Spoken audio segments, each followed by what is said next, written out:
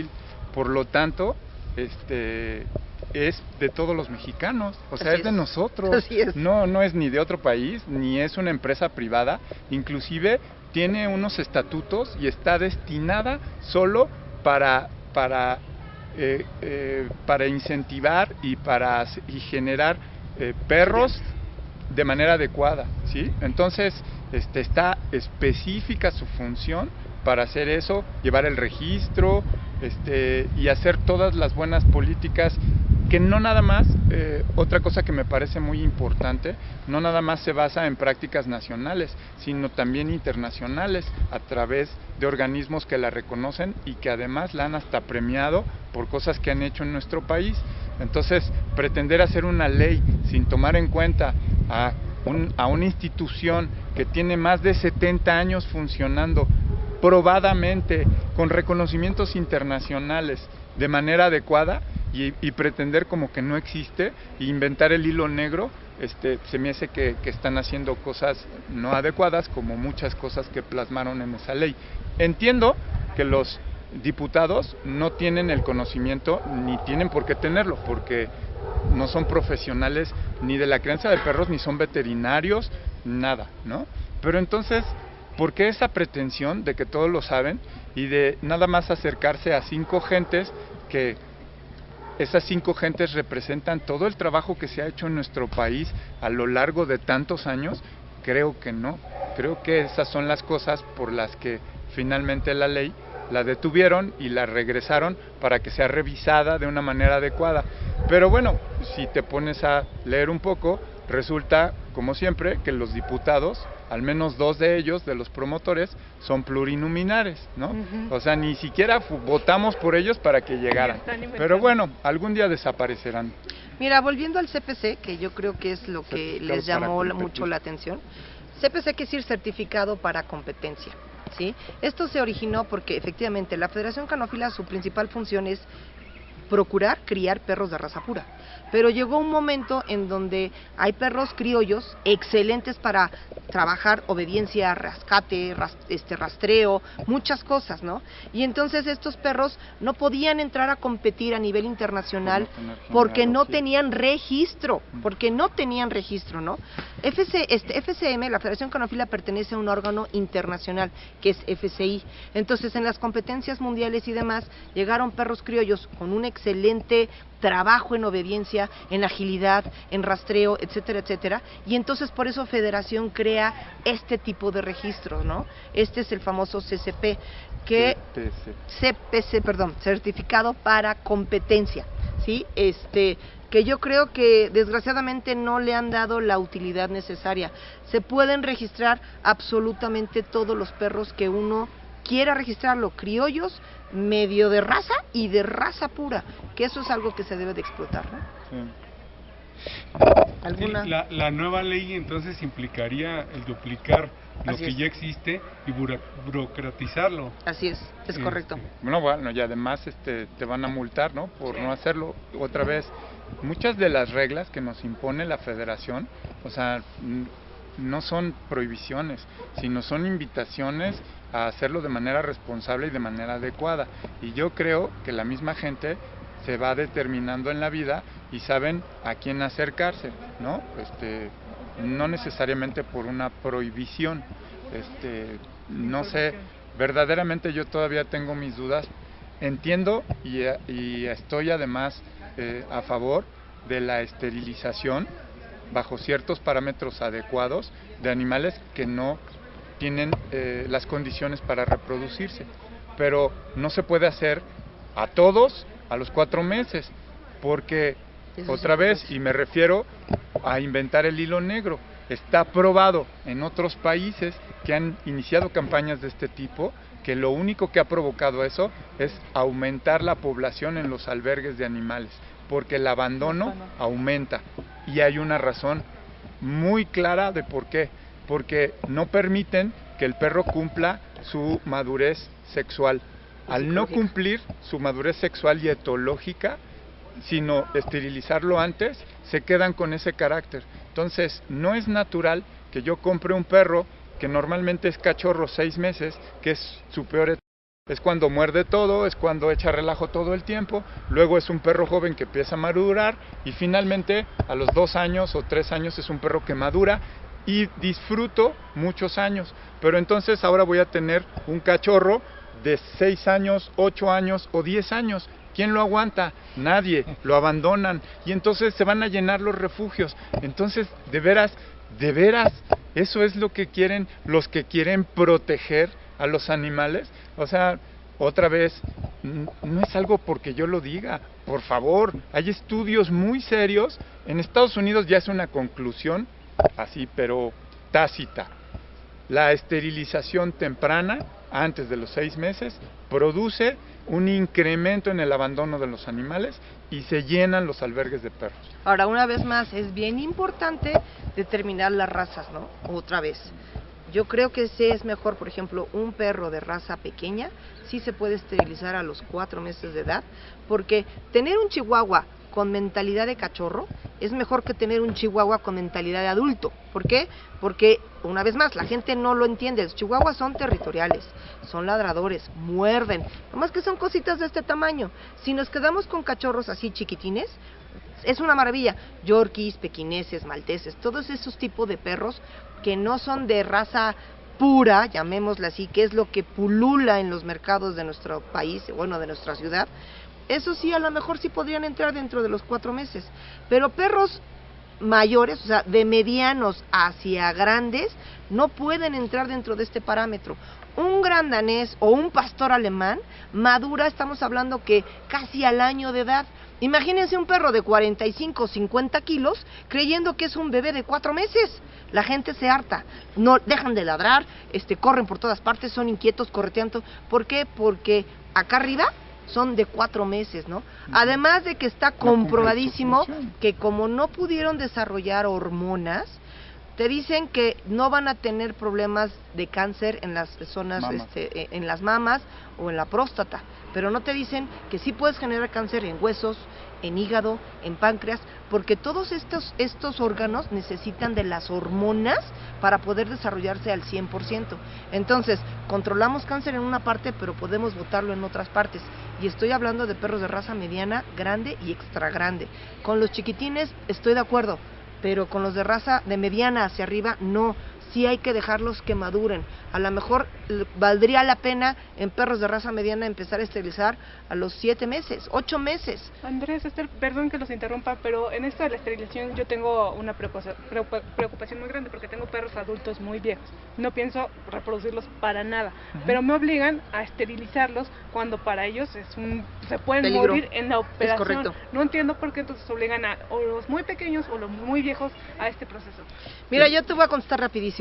Si verdaderamente estos perros estuvieran registrados, vamos a hablar de la Federación, en la base de datos de la Federación Canófila, Federación acepta un perro con capacidad de procrear hasta los 7 años, hembra o macho, da enteramente lo mismo. Si tu perro ya pasó los 7 años, ya no es candidato, ya va para abajo, probablemente ni siquiera ya produce espermas, ¿no?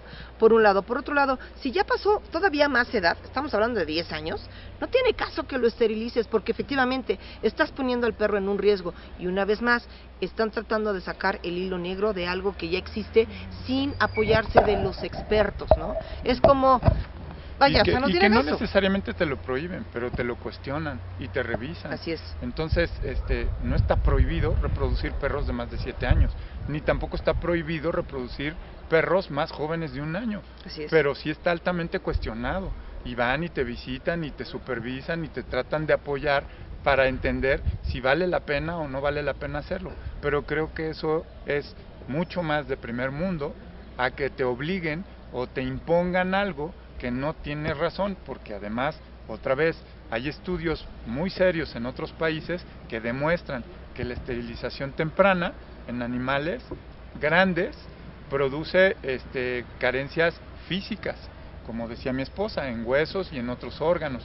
Entonces, verdaderamente sí, creo que hay que revisar y sobre todo consultar a gente que realmente sabe y por favor consultar experiencias en otros países para no, o sea, como decía hay un libro, ¿no? Que recientemente se hizo famoso acerca de un muy nombrado narcotraficante colombiano, y el que lo escribía decía que el que no lee la historia está condenado a repetirla, ¿no? Entonces, ¿por qué nos condenan a repetir el llenar los albergues de perros, el tener perros abandonados por alguien que no sabe y impone una ley con restricciones que no tienen sentido, ¿no? Ahora, otra cosa, yo no estoy promoviendo que Federación Canófila sea la única que pueda hacer este tipo de cosas.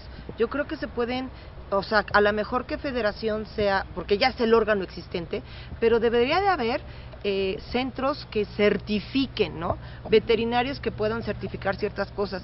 En el rollo de los registros, yo sí apoyo totalmente que sea Federación que lo lleve, porque ya tiene la infraestructura necesaria para poder hacer esto, y además sabe cómo hacerlo, ¿no? Yo, por ejemplo, podría decir, yo tengo un perro de ¿cómo se llama? Sin registro, o bueno, vamos a hablar de un perro de CPR. Voy, lo registro ante Federación, y cuando yo quiera registrar a sus hijos, Federación me puede hacer una anotación de, ok, ya sacó esta perra una camada, a los criadores nos los manda, ¿no? Esta perra ya sacó una camada, no puedes volver a reproducirla hasta el año que viene, tienes que dejarla descansar. Y esto estoy hablando en el ámbito de exclusivamente criaderos responsables. También hay granjas de perros en la Federación Canófila. Federación es un órgano muy grande. Yo creo que hay ciertas cosas que se pueden modificar, que se pueden ayudar para que todo el mundo estemos dentro de la ley y verdaderamente le demos bienestar a los animales, ¿no? Que esa es la idea. Desgraciadamente yo creo que la ley pasó hacia otro ramo, ¿no? Se abrieron muchos foros de repente donde yo sentí que esos foros ya nada más era para pararme el cuello y decir yo detuve la ley o yo estuve metida en la ley. No va por ahí. Recordemos el objetivo es acabar con el maltrato animal, que en este país hay mucho, y cosas desde la crianza, como por ahí hay una parte en la ley donde dice el perro tiene que estar en bienestar. Yo pregunto, ¿bienestar es que tu casa sea el techo del tinaco con una cubeta de agua sucia y no tengas donde cubrirte del sol y de la lluvia? Perdón, eso no es bienestar. Y desgraciadamente podría encerrar que más del 50% de los perros en este país así viven. Eso también hay que atacarlo, y eso la ley no lo ha visto, porque tú no puedes entrar a la propiedad ajena, ¿no? A la propiedad privada, perdón. Son cosas que se tienen que atacar. Pero disculpa que te interrumpa, Esther, pero también eso va desde la ciudadanía, ¿no? Como le piden a alguien que tengan al perro en excelentes condiciones cuando esa misma persona está viviendo bajo un tinaco y no tiene oportunidad para tener una casa digna. Creo que el gobierno tiene que atacar el propio poder adquisitivo de las familias, de la pobreza, que desde ahí empieza. ¿Sabes dónde debe de atacar el gobierno? A la crianza. Ahí está, porque tú como criador responsable, si tú verdaderamente, por ejemplo, no atacar, o sea, regular, debe de entender, regular. O sea, debe de hacerse de personas que entienden de la crianza, así es, como la Federación Canófila, que tiene más de 70 años haciéndolo, para que les den las bases, acercarse a veterinarios, especialistas en reproducción así y todo, pero en serio, o sea, a varios, no nada más a uno, o sea, yo también las opiniones que estoy vertiendo pues creo que son cortas, porque nada más es la mía, pero en la Federación hay muchos otros criadores responsables que creo que juntos podemos hacer cosas más interesantes. Yo creo que es bien importante hacerle conciencia a las personas. Por favor, ¿podemos hablar un poquito de lo que son los aspectos de la ley? Porque conozco muchísimas personas, yo ya la leí en su totalidad, pero hay muchas personas que no conocen los puntos, principalmente los negativos, solo saben, tengo que ponerle un chip a mi perro y sacarlo con correa.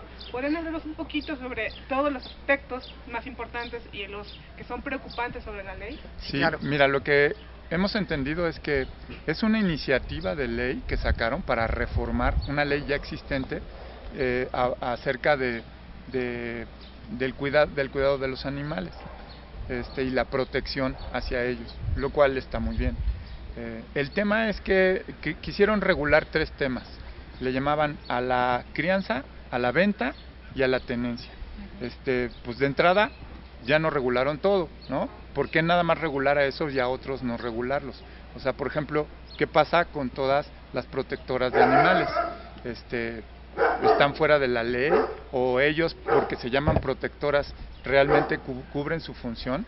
La verdad, hemos conocido varias protectoras o que se dicen protectoras, que yo más bien las llamaría acumuladoras de perros, que los recogen de la calle y los van acumulando, los viven en corrales a la intemperie y se matan para comer y sobrevivir, ¿no? Y eso es un bienestar animal, y esta ley que pretendía, pues no tenía ninguna regulación hacia ese tipo, no todas, porque como hay creadores responsables y creadores totalmente irresponsables, hay protectoras muy responsables y hay protectoras totalmente irresponsables. O sea, yo creo que lo que tenemos que hacer es regular a todas esas gentes para tratar de todo hacerlos de una manera adecuada. Okay. Entonces, la ley hablaba de regular la crianza, la venta y la tenencia. Cuando dijeron tenencia, la gente se puso con los pelos de punta. Tenencia a nosotros nos suena un impuesto por tener, o sea, por poseer algo. Nos cobran un impuesto, el cual, bueno, en sus orígenes en la tenencia de coches era por unos años para solventar los Juegos Olímpicos, y es algo que ha persistido y por eso la gente está tan reacia a la palabra tenencia, pero hablaba de la posesión. Entonces, pues todo ese tema de te van a cobrar por tener a tu perro no era el ámbito ni el espíritu de la ley, pero sí regulaba y ponía ciertos puntos a los cuales obligaba como tenedor de una mascota, o de un perro, o de un gato, o al principio, o de un perico, o de un pez. O sea, era ridículo, ¿no? Pues le tenías que poner un chip, lo tenías que sacar con correa, o sea, hay cosas, por ejemplo, hoy, antes de esa reforma, la ley de protección animal que tenemos te obliga a sacar un perro a la vía pública con correa. Ya está, ¿Por qué necesitamos otra ley? O sea, ya se exige eso. Los perros no se pueden llevar a las zonas infantiles sin correa. La ley que existe hoy vigente ya lo contempla. O sea, hay muchas cosas que no sabemos, que el gobierno no ha querido meter mano en ellas. Entonces, ¿por qué seguir haciendo más leyes? La verdad, entendí el espíritu que traen los diputados en la mente, porque cuando empecé a buscar la ley, empecé a leer las leyes que han hecho en esta legislatura, y de repente me encontré una ley para el gasto eficiente del presupuesto. ¿Qué significa eso? ¿Que si no hay ley no se va a gastar de manera eficiente? ¡Qué barbaridad! O sea, ¿de veras? ¿Tenemos que hacer una ley para eso? Y entonces, ¿qué van a hacer los burócratas? Lo que no está en la ley se lo van a saltar, y si alguien tiene la suficiente creatividad para hacer algo mejor no lo hagas porque no está en la ley y te la van a dejar caer. O sea, eso son en lo que piensan los legisladores, en hacer ese tipo de leyes. Entonces ya entendí qué es lo que quisieron hacer con los animales, ¿no? Entonces te obligaba, entre otras cosas, a ponerle un microchip, a esterilizarlo, siempre que cumpliera más de 4 meses. Hablaba de unas razas peligrosas, las tenías que sacar a la vía pública con bozal, lo cual es en la mayoría de los casos busca el estándar de una raza, ¿no? Y por ejemplo, un mastín napolitano que lo ponen como raza peligrosa, yo tuve uno y es un amor, era un amor. Es que es lo que pasa, ¿no? Tú adquieres un perro que no es de raza. Perdón, ese ejemplar, aunque sea precioso, la característica de su temperamento erróneo lo hace fuera de un pool genético, no lo debes de reproducir para mantenerlo estable, ¿no? Y entonces, pues otra vez, y entonces además decían que los niños menores de 14 años no podían quedarse en su casa con esos animales. O sea, verdaderamente esos señores nunca han tenido un perro, ni entienden qué es eso, ¿no? Tenía cosas bastante ilógicas, fuera totalmente de ámbito, y además otra vez como una prohibición para generar. Mira, México estamos pasando por épocas bastante complicadas. La primera pregunta que me hago, esta ley pretendía generar una nueva subsecretaría que la iban a poner a la Secretaría de Salud. Entonces van a generar una nueva subsecretaría.